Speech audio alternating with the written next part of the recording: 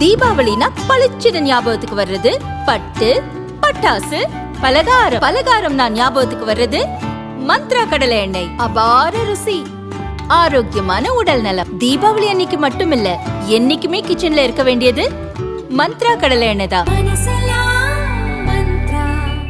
இனி பிரத்யேக செய்திகள் உங்கள் விரல் நுனிகள். இந்தியாவின் சமூக ஊடகத்தளம் அரட்டையில் தினமலர் சேனலை பின்தொடருங்கள்.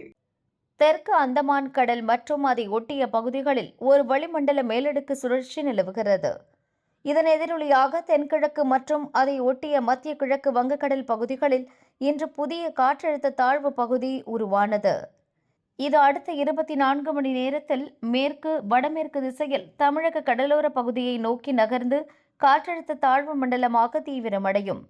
26ஆம் தேதிக்குள் ஒரு ஆழ்ந்த காற்றழுத்த தாழ்வு மண்டலமாகவும் 27இல் இது சூறாவளி புயலாக வலுப்பெறும் எனவும் இந்திய வானிலை ஆய்வு மையம் தெரிவித்துள்ளது.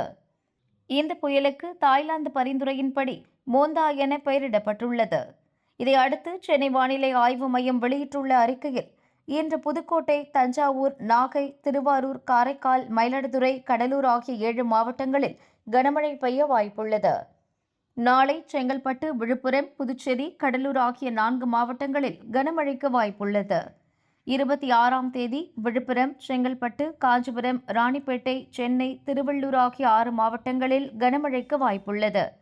27ஆம் தேதி செங்கல்பட்டு, காஞ்சிபுரம், வேலூரில் கனமழைக்கும், ராணிப்பேட்டை, திருவள்ளூர், சென்னையில் மிக கனமழைக்கும் வாய்ப்புள்ளது என தெரிவிக்கப்பட்டுள்ளது.